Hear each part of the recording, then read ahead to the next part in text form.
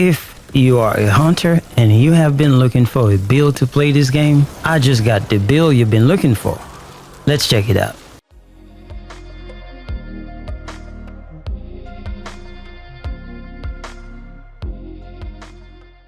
My name is Weds and thanks for tuning into the channel. I really appreciate you being here, so let's get it on. So first thing first, we are using stasis and we are using the elemental build for this season. Elemental build is very popular nowadays and the hunter has a very good build in elemental build. So let's continue to check it out.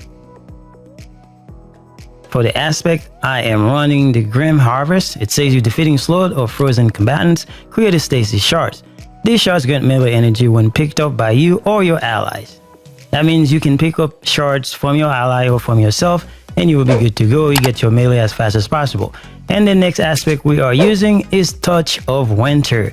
Now there is different benefits for this, depends on the grenades that you're using. So for our build we are using the Dustfield Grenade. So we're only going to read what the Dustfield Grenade does. So increase slow field size and creates a small stasis crystal on impact. You'll see that when you're playing the game. And we are using the Dustfield Grenade, a grenade that shatters on impact, leaving behind a field that slows target and freezes those who do not leave the volume. And now for the fragments. For the fragment, the first one, we are using Whisper of Bonds. It says you're defeating frozen targets, it grants you super energy. This build revolves around you getting your super as fast as possible. So that's why we're using this. Although you are losing -10 discipline and -10 intellect, this does not matter. You will be fine. And for the second fragment, we are using Whisper of Conduction. Nearby stasis shards track your position, so you don't have to really run into danger to get them. As long as you're close enough, they will track you and come and apply to your character. So you have +10 resilience and +10 intellect for this. And the other fragment we are using, it's the Whisper of Hunger. Increases the melee energy gained from picking up stasis shards. So when you pick up the shards, you get more energy for your melee. That means your melee is gonna charge a lot faster. Although you lose -10 mobility and -10 recovery, that doesn't matter. You will be fine. And finally, the last fragment we are using is Whisper of Rhyme. Collecting a stasis shard grants a small amount of overshield, which falls off after 10 seconds. Collecting additional shards adds the overshield and refreshes the timer. So collecting as many shards as possible and you will be safe. Now on to weapons and armor. So as far as weapons are concerned, you can use whatever you want. But I will tell you, the best weapon to use for this build is going to be the Aegir Scepter. But you don't have to use it. And anything else is based on what you're trying to do, what kind of activity you are doing. You know, whether it is champion, you're doing whatever you are doing, make sure you use your weapons accordingly and you will be fine. Now let's look at the armor. All right, on our helmet, we are using the Melee Well Maker. It says powered melee combatant final blows spawn elemental wells matching your subclass energy type. We are using stasis, so every time we kill enemy with our melee or shuriken that we call it, then you are going to have a stasis elemental well. This will charge your super. This is why we're using this. And then you can put whatever mod you want there, but hands-on is a very good mod for that because you gain bonus super energy on melee kills, and we're gonna use a lot of melee. That means this is gonna help us out. And as far as the weapon and every other mods, it's whatever you want and based on what you are trying to do. So it's optional. Alright, before we go any further, I want to let you know that you're gonna need at least 2 pieces of armor that are stasis. The reason why is because we're gonna use some of those stasis mods and they require you to have stasis armor. So for my gauntlet, I am using the Melee Well Maker. Now, you must be wondering, why are we using this mod when it doesn't require stasis? Well, that's because, as you can see down there, we have this new mod called Supreme Well Maker. It requires stasis. It is a very good mod and it says casting your super spawns 3 stasis elemental wells near you. Does not apply to Crucible Trials or Iron Banner. So you can use this mod instead of this and you will be fine and you will have a very great advantage whenever you use your super.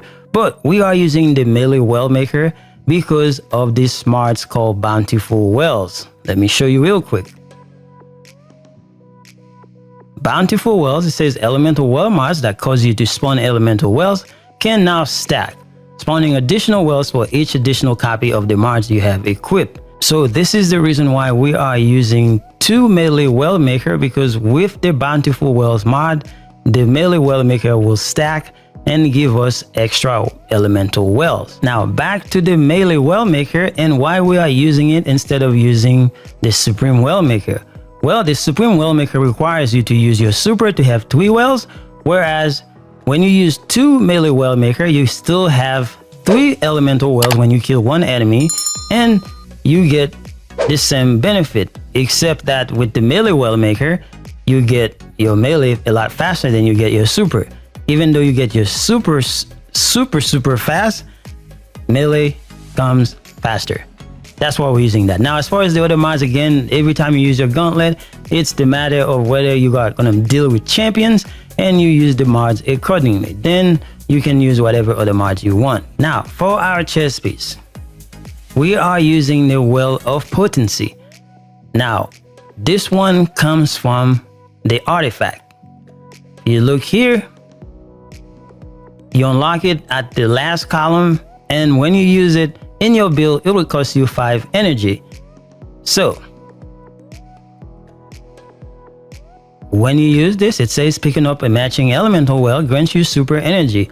You get some super energy for using it. Now, it's not too crazy, but you get super energy. Now, what if you don't want to use this? There's another option. It's called Font of Wisdom. This one says picking up an elemental well that matches your subclass energy type grants you a temporary significant increase in your intellect, improving the recharge rate of your super. To be honest with you, I used both and I did not see that much of a difference. So you have option. This one costs 4 energy, whereas this one costs 5, and you have to unlock this one from the artifact. And this is going to go away when the season is over, and you don't know when it's gonna come back. But this one's gonna stay forever. So you have options. That's why I'm showing you this. Now, as far as the other mods in our chest piece, you can use whatever fits your build or whatever fit your style for whatever activity that you are doing. Now, for our exotic, we are using the Bombardiers. This is a leg armor for the hunter, and this is what it does. It says dodging leaves behind an explosive that detonates after a short delay, damaging targets around it and creating a secondary effect based on your subclass energy type. Now, because we are using stasis, it says it slows targets. So every time we dodge, we have a little ball that stay behind and explode, and sometimes it kills the enemy, depends on the enemy's health, and then it also slows them down if they don't die. So this is a very great advantage for using this exotic, but you don't have to use this exotic. There are plenty of exotic for the hunter that you can use. You can use the Radiant Dance Machines, you can use the Star Eater Scales.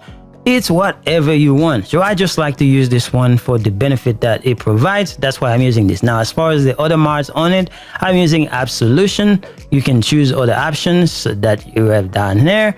And I'm also using Recuperation. Now, the reason why I'm using this is because of its advantage. It reduces all ability cooldowns each time you pick up an orb of power. So every time you see orbs, pick them up, then you'll get the benefit. And then for Recuperation, it replenishes your health each time you pick up an orb of power. So pick up those orbs. And then for the last one, we are using some discipline mods. Whatever fits your style. Now, for our class item, we are using a stasis armor, and we are using the mods called elemental shards. This is the mods that makes the build so powerful. It says stasis shards count as stasis elemental wells for you. Does not apply to Crucible, Trials, or Iron Banner. And you know the reason why we're picking up those stasis shards, because we want to have our super, and we're also having our melees. So this serves 2 functions for the build. That's why it is so powerful. You need this mod if you don't have it, and make sure you remember you have some stasis pieces of armor to use it.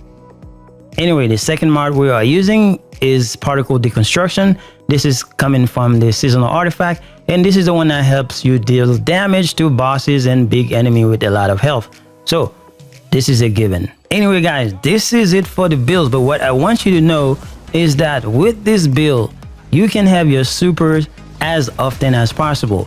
During strikes, I was able to get my super at least 3 times and sometimes 4 times. And during gambit matches, I was able to get my super at least at the minimum 2 times or twice, and sometimes 3 or 4 times, because if I'm the one that doing all the killings. Now when it comes to lost sector, legend lost sectors, the enemies are a lot more beefier, so you have your super at least 2 times. So it is a very potent build, and I know you're gonna have a lot of fun with this build. So try it out and let me know in the comment section if it helps you out. Thank you guys for watching. See you guys later.